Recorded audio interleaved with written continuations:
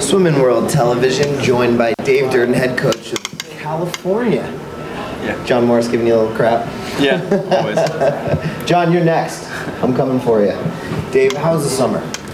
It was good. We had 8 guys at World Champ Trials that we were training back in Berkeley. They all did really well. We had 7 of the guys advanced to semis at the very least, and it was a good learning experience for me because I think we tried things a little bit differently than what we did the summer before. Going into trials, that time frame going into the World Champ Trials was about the same as it was in 08. And so we tried something a little bit different, and I think there's some good that we can take out of it and apply to the next 3 years. What did you try different? What was different in 2009 and 2008? We gave him a little more rest. We stayed a little more patient on the transition from the NC2A season to the long course season. And so we really didn't rush into what we were trying to do. I think we were a little bit impatient after 2008 NC2As and started to rush into things a little bit. We kind of buried our guys and could never pull them out. And I think we stayed a little more patient with what we were doing going into World Champ Trials, and I think it worked well. Do you think anything had to do with the success at NC2As, carrying some of that momentum? After a great meet in College Station, you got to have a little confidence going into the next big meet, which was World Champ Trials. I think it's just more confidence in working with the athletes, not so much the performance side of things, but I think like any coach, when you're in an environment and you've worked with a group of athletes for a period of time, you have a little more confidence in what they're doing. And that was probably more of it than necessarily the performance in NC2A. So as I spend more time learning our guys, I feel more confident in what we're doing. Let's talk about World Championships. Day 1, final relay of the evening, final swimmer of the evening for Team USA.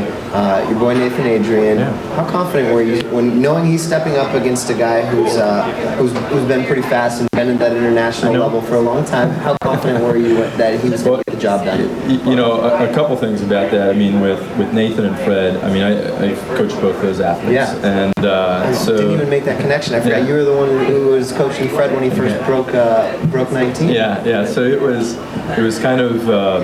It was, I don't know what the word is to capture that experience. You kind of look at the 2 athletes, one that you're heavily involved with now, and one that you were heavily involved with, years ago, and so it was interesting to see that.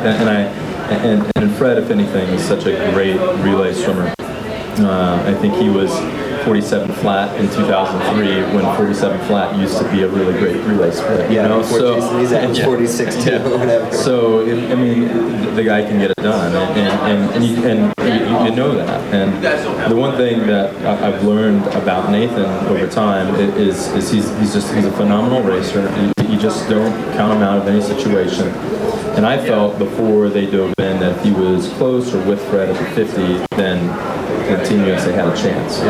There was a lot of people doubting that relay. There's a lot of people doubting that relay. It was awesome for him. I remember I think it was the day before Mike Bottom coming up and asking me, he's like, well, what spot do you think Nathan should be on this relay? And without hesitation, he's like, put him last. It's like, put him. He's like, well, I think he wants to go second or third or inside the relay. He's like, don't let him hide. Let him go last. That's where he belongs. He anchors relays really well. He did it for us in the college season, and I just have confidence with him in that spot. So it's it was really kind of the perfect storm of events, and it was fun to be a part of that relay. It was awesome to watch as well. I wish more people would have picked that relay. They would have looked really, really intelligent had they done. It would have. That would have been. It was the long shot pick at the time, though. And if other people had a little more guts, they would have gone with Team USA. But moving on to this NC2A season, going into a year, and I just posed the same question to Steve Boltman. A year when it's a transition because we're changing the equipment or the suits that we're wearing.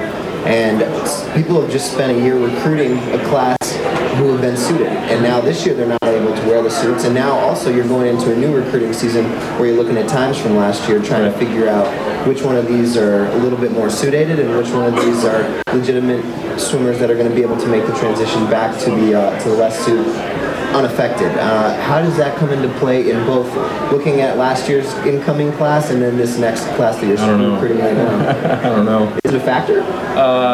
No, I mean, I still think you recruit athletes, you recruit kids, you recruit personalities to your team that are fits, and at Cal, I mean, we're looking for the academic aptitude to come in and be successful there as well. So I think we've got the right group of guys that are freshmen, and I feel very strongly that we're recruiting the right type of guy to come in to Cal next year as freshmen. So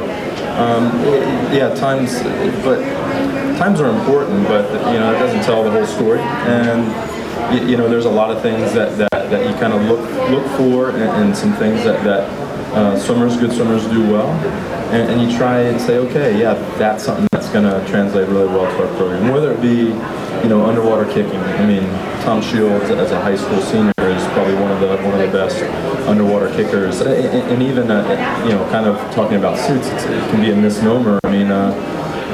Trevor Hoyt is a young man that we have as a freshman that was 146 in a jammer.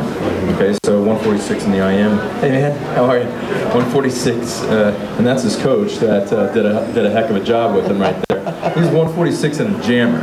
Okay, yeah, and see that's what's impressive by that, and so that may get lost in a lot of people. You know what I mean? And so I think we got the right kids, and it's a fun freshman group. They're really excited. We've got to put the governor on them just a little bit. We don't want them to use up all that excitement in the first couple weeks of school, so we've been very patiently working with them, getting them squared away and adjusted, and it's been good. Are the first couple of weeks kind of technique based? Is that what you mean when you say trying to keep them bottled up and make sure they don't use up all that energy?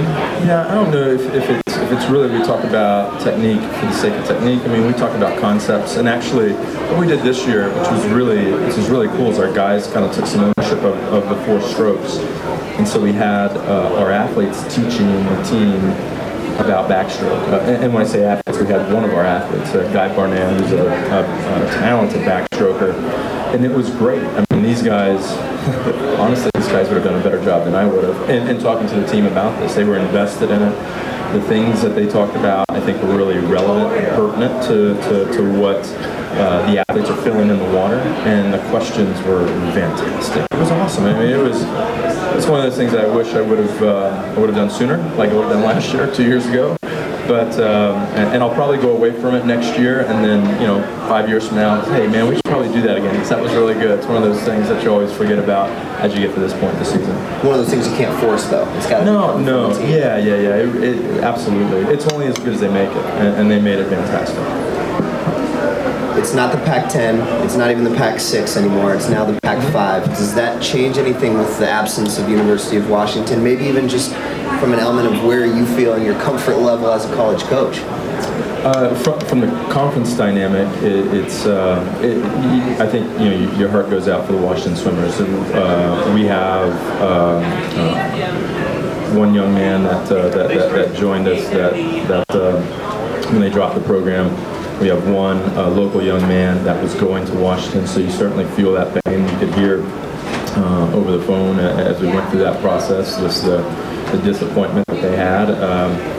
And so I think it's more of you feel for guys like Whitney and the staff, and I know that they're landing on their feet now, but it's just a hard thing to go through, and it's something that will probably stick with those kids and stick with those coaches for a while. In terms of our conference, the wonderful thing about our conference is that we have some really great programs in our conference still. If you look at when you get to a top 8 of the 200 breaststroke at our conference meet, all 8 of those guys are going to score points at NC2As. So you're going to have to learn how to race tough and prelims out of Pac-10 championships and take that experience in NC2As. Frank does a great job. Skip obviously does a great job. Dave is getting this program turned around there, and having Dorsey coming in on the Arizona State side of things is gonna be helpful in bringing in great athletes and knowing that their athletes are going to be prepared and ready to race fast at Pac-10. So, you know, and we're going to be there. You know, we're going to be there and ready to go. So we're, you know, from a performance standpoint, we're okay. I forget what the other question you asked. And just in terms of comfort level, I think everybody is. I don't think we're immune to it at the Pac-10 conference. I think everyone should just be very, very mindful of what they're doing within their program. You know, and I don't think it's immune to swimming. I mean, I think all Olympic sports are in that mode. My alma mater, UC Irvine, cut their program along with sailing and a couple others, and that's frustrating. You know, so.